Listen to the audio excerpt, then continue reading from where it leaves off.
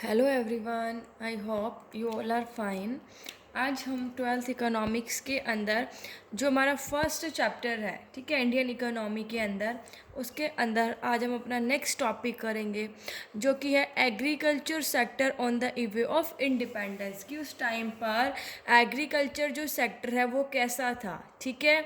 सो देखिए, इसके अंदर फर्स्ट पॉइंट है हमारा लो प्रोडक्शन एंड प्रोडक्टिविटी। देखिए, इंडिपेंडेंस से जस्ट बिफोर क्या था कि जो एग्रीकल्चर सेक्टर था वो काफ़ी, हम कह सकते हैं कि स्टेगनेंट और बैकवर्ड था। क्यों? क्योंकि ना तो कोई अच्छी टेक्नोलॉजी थी, ठीक है, ना ही इरिगेशन फैसिलिटीज़ थी, ना ही कोई अच्छे फर्टिलाइज़र्स यूज़ किए जाते थे। इस वजह से जो वहाँ पर क्या था, जो एग्रीकल्चर के अंदर जो प्रोडक्शन और प्रोडक्टिविटी है वो काफ़ी कम थी। प्रोडक्शन क्या होता है? टोटल आउटपुट, ठीक है, कि आप कितना टोटल आउटपुट जो है वो प्रोड्यूस कर रहे हो। और प्रोडक्टिविटी है कि 1 हेक्टेयर लैंड में कितना आउटपुट होता है, ठीक है, output per hectare of land. और प्रोडक्शन का मतलब टोटल आउटपुट। सो वहाँ पर क्या था कि प्रोडक्शन कम था, प्रोडक्टिविटी कम थी। क्यों थी? क्योंकि लो लेवल ऑफ टेक्नोलॉजी थी, ठीक है। इरिगेशन फैसिलिटीज़, जो पानी देने की जो फैसिलिटीज़ है, ठीक है, वो अच्छी नहीं थी, उनकी कमी थी। ज़्यादातर जो हमारा एग्रीकल्चर है वो रेनफॉल पर डिपेंड रहता था। अगर बारिश आती थी तो अगर बारिश अच्छी आती थी तो अच्छी फसल होती थी, और बारिश नहीं आती थी तो पुअर फसल होती थी, अच्छी फसल जो है वो नहीं होती थी, ठीक है। देखिए, कहते हैं कि lack of irrigation facilities, negligible use of fertilizers का जो यूज़ है वो बहुत कम किया जाता था, जिससे प्रोडक्टिविटी जो है वो काफ़ी कम थी, ठीक है। तो हम ये कह सकते हैं कि उस टाइम पर जो प्रोडक्शन और प्रोडक्टिविटी है वो काफ़ी कम थी। दोनों के बीच का डिफरेंस समझ में आया? प्रोडक्शन मतलब टोटल आउटपुट, और प्रोडक्टिविटी मतलब पर हेक्टेयर ऑफ लैंड में कितना आउटपुट है। अब है high degree of uncertainty. Agriculture के अंदर बहुत ज़्यादा अनसर्टेनिटी थी, ठीक है, अनिश्चितता थी। क्यों थी? क्योंकि जो एग्रीकल्चर है वो किसके ऊपर डिपेंड करता था? रेनफॉल के ऊपर, बारिश के ऊपर। पूरे का पूरा एग्रीकल्चर जो है वो बारिश के ऊपर डिपेंड करता था। अब बारिश तो जो है वो अनसर्टेन है, हम पहले ही एस्टिमेट नहीं लगा सकते कि हाँ बारिश आएगी नहीं आएगी, ठीक है। तो देखिए, अगर जिस सीज़न में अच्छी बारिश होती थी तो आउटपुट जो है वो अच्छे होते थे, फसल जो है वो अच्छी होती थी। और जब रेनफॉल अच्छी नहीं होती थी तो फसल भी पुअर होती थी, आउटपुट भी पुअर होता था, जो अच्छी फसल है वो नहीं होती थी। क्यों? क्योंकि उस टाइम पर कोई परमानेंट मीन्स ऑफ इरिगेशन नहीं थे, सिंचाई के साधन नहीं थे, कोई वेल, कोई कनाल, ठीक है, ये चीज़ें वहाँ पर नहीं थी उस टाइम पर। पूरी की पूरी जो एग्रीकल्चर जो पूरे का पूरा है वो किस पर डिपेंड था? रेनफॉल के ऊपर डिपेंड था। भाई रेनफॉल अच्छा हुआ तो अच्छा आउटपुट आएगा, और बारिश अच्छी नहीं हुई तो आउटपुट भी अच्छी नहीं होएगी, ठीक है। नेक्स्ट है डोमिनेंस ऑफ सबसिस्टेंस फार्मिंग। उस टाइम पर क्या था कि सबसिस्टेंस फार्मिंग थी, ठीक है। अब सबसिस्टेंस फार्मिंग क्या होती है? जहाँ पर crops are produced to provide for the basic needs of the family. देखिए, सबसिस्टेंस फार्मिंग की वो फॉर्म होती है जिसके अंदर बस फैमिली की बेसिक नीड्स पूरी हो सके, ठीक है, उतनी ही क्रॉप्स जो है वो प्रोड्यूस की जाती थी। मतलब हम ये कह सकते हैं कि मार्केट में बेचने के लिए कुछ भी नहीं बचता था। देखो, लैक ऑफ कमर्शियल आउटलुक जो है वो बिल्कुल नहीं था, क्योंकि इतना ही प्रोड्यूस किया जाता था कि जिससे फैमिली की जो बेसिक नीड्स है वो पूरी हो सके। मार्केट में बेचने के लिए कुछ भी सरप्लस नहीं रहता था। तो इसलिए क्या था? पॉवर्टी थी, कॉमर्शियल आउटलुक की कमी थी, और ज़्यादातर जो लोग हैं वो क्या होते हैं? गरीब, ठीक है। पॉवर्टी जो है इससे ज़्यादा थी। तो सबसिस्टेंस फार्मिंग का शासन था उस टाइम पर, डोमिनेंस था उनका। मतलब इतनी क्रॉप प्रोड्यूस करते थे जिससे कि फैमिली की जो बेसिक नीड्स हैं, जो बेसिक ज़रूरतें हैं वो पूरी हो सके, ठीक है। देखिए, अगला है gulf between owner of the soil and tillers of the soil. देखिए, गल्फ रहता था ओनर और टीलर के बीच में।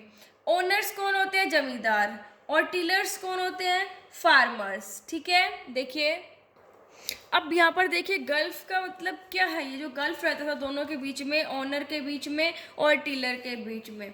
देखो जो ओनर है, जो जमींदार है, वो क्या करते थे, आउटपुट तो शेयर करते थे, but this seldom hardly share the cost of production. लेकिन जो उनको प्रोड्यूस करने के अंदर जो कॉस्ट आती थी ना, वो बहुत मुश्किल से देते थे, वो या तो देते ही नहीं थे। ठीक है, मान लीजिए कि कोई फसल जो है वो प्रोड्यूस की, ठीक है, अब वो फसल प्रोड्यूस करने के लिए कोई फर्टिलाइजर्स चाहिए थे, वो एक जगह से दूसरे जगह जाना पड़ा, तो उस जो फर्टिलाइजर की कॉस्ट है और एक जगह से दूसरे जगह जाना तब भी पैसा चाहिए, तो वो जो कॉस्ट ऑफ प्रोडक्शन है वो जो ओनर है ना वो शेयर नहीं करते थे। मतलब वो कौन देता था, टीलर ही देते थे, फार्मर्स ही देते थे। ओनर क्या कर लेते थे, आउटपुट तो बहुत जल्दी शेयर कर लेते थे। ठीक है, जो प्रोड्यूस हुआ, जो फसल हुआ वो तो ले लेते थे, उनसे हिस्सा उनसे ले लेते थे, लेकिन जो कॉस्ट लग रही है वो उनको नहीं देते थे। The tillers of the soil were merely given enough for subsistence. मतलब जो टीलर्स हैं, जो फार्मर्स हैं, जो उस पर खेती कर रहे हैं, उनको इतना ही दिया जाता था कि जितना उनके सेल्फ कंजप्शन के लिए ज़रूरी होता है। मतलब इतना दिया जाता था जिससे उनकी जो बेसिक ज़रूरतें हैं, जो बेसिक नीड्स हैं, वो क्या हो सके, पूरी हो सके। ठीक है, जो ओनर थे वो अपनी रेंटल इनकम को मैक्सिमाइज करने में लगे रहते थे। रेंटल इनकम क्या, जो आउटपुट शेयर करते थे ना वो। ठीक है, सो जो जमींदार थे वो क्या करते थे, आउटपुट को शेयर करते थे, और जो जमींदार की जमीन पर जो ये टीलर्स, जो फार्मर्स काम करते थे, उन्हीं से ही कॉस्ट ऑफ प्रोडक्शन लेते थे, और देते भी उनको इतना था कि उनकी बस जो बेसिक नीड्स हैं, जो सेल्फ कंजप्शन के लिए ज़रूरी है, ठीक है, वही पूरा हो सके। सो इसलिए जो ओनर है, जो सोयल का ओनर है और जो टीलर, ओनर को जमींदार, टीलर जो फार्मर्स, उनके बीच में हमेशा गल्फ रहता था। अब नेक्स्ट है स्मॉल एंड फ्रेगमेंटेड होल्डिंग्स। देखिए स्मॉल छोटी, फ्रेगमेंटेड का मतलब क्या है, small PCs of land at different places. उस टाइम पर क्या था कि जो ज़मीन थी ना वो थोड़ी होती थी, छोटी छोटी होती थी और अलग अलग प्लेसेस पर होती थी। मतलब अगर एक पीस यहाँ है ज़मीन का तो दूसरा दूर होता था। ठीक है, तो जो ज़मीन है वो क्या थी, छोटी थी और फ्रेगमेंटेड थी। अब उससे क्या था, देखिए जो कॉस्ट है वो हाई आती थी, क्योंकि एक तो इकट्ठी हो सारी ज़मीन और एक अलग अलग जगह पर हो तो कॉस्ट हाई आती थी, और जो आउटपुट है, ठीक है, वो क्या, जो प्रोडक्टिविटी थी वो काफ़ी कम थी। सो जो उस टाइम पर क्या था, जो स्मॉल और फ्रेगमेंटेड होल्डिंग्स थी, मतलब जो छोटे छोटे टुकड़े ज़मीन के अलग अलग जगह पर थे, एक पीस यहाँ पे ज़मीन का, एक वहाँ पर, जिससे कॉस्ट हाई आती थी और जो आउटपुट है वो भी कम होता था। नेक्स्ट है land revenue system under the British Raj. उस टाइम पर क्या था, लैंड रिवेन्यू सिस्टम था। लैंड रिवेन्यू सिस्टम जो है, देखो क्या था, लैंड रिवेन्यू सिस्टम के अंदर एक ट्रायंगुलर रिलेशनशिप था। ठीक है, किस किस के बीच में, फार्मर्स के बीच में, जमींदार के बीच में और ब्रिटिश गवर्नमेंट के बीच में। इस सिस्टम को जमींदारी सिस्टम ऑफ लैंड रिवेन्यू भी कहा जाता है। देखिए इसके अंदर क्या था, जो जमींदार थे ना वो क्या थे, जमीन के परमानेंट ओनर थे। ठीक है, और जमींदार को क्या करना पड़ता था, अपनी लैंड रिवेन्यू का कुछ पार्ट किसको देना होता था, एक फिक्स्ड सम जो है वो गवर्नमेंट को देना होता था। ठीक है भाई, जमींदार को किसको देना होता था, गवर्नमेंट को देना होता था। और फिर जमींदार जो है वो जितना मर्जी चाहे टीलर से काम करवा सकते थे। अब जमींदार ने किसको देना, गवर्नमेंट को, एक फिक्स्ड अमाउंट। अब ये जमींदार किससे लेते थे, जो जमींदार है वो फार्मर से लेते थे। ठीक है, जो उनकी अर्निंग्स होती थी ना उस पर वो टैक्स लगा देते थे कि इतना टैक्स, जिसे लगान भी कहते हैं, कि आपको जो है वो देना ही होगा।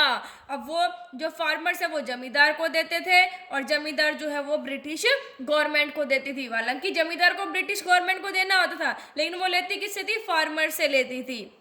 तो उस टाइम पर टीलर्स का अनलिमिटेड एक्सप्लॉयटेशन हुआ, काफ़ी उनके साथ एक्सप्लॉयट किया गया उनको।